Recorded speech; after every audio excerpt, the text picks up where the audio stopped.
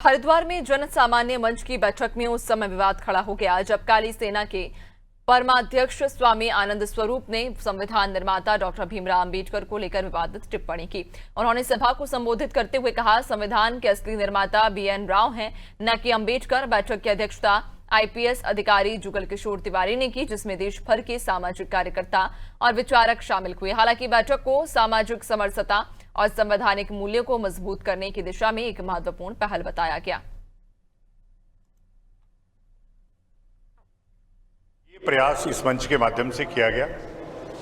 जन सामान्य मंच अभी उभरता हुआ एक संगठन है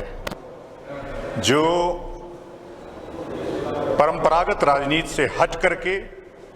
देश का वह पराक्रमी समाज जिसने इस देश को आज़ादी दिलाई, उसको हाशिए पर ला करके रख दिया गया, उस पीड़ा से उत्पन्न हुआ मंच है। इसलिए चूंकि उसको एक नायक चाहिए,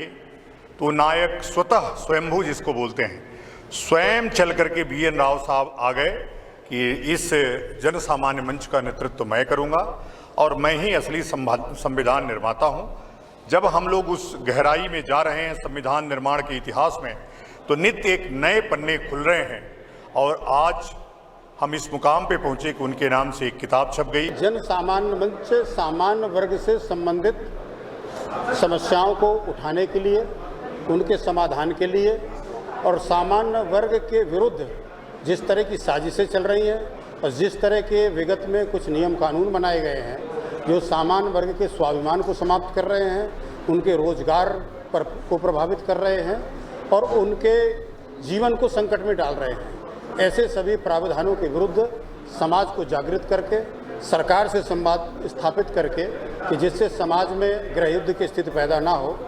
उसको लेकर के काम कर रहा है।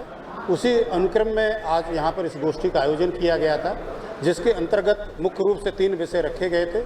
उसमें BN राव जो भारतीय संविधान के निर्माण में जिनका सर्वाधिक योगदान है, उनके व्यक्तित्व एवं कृतित्व की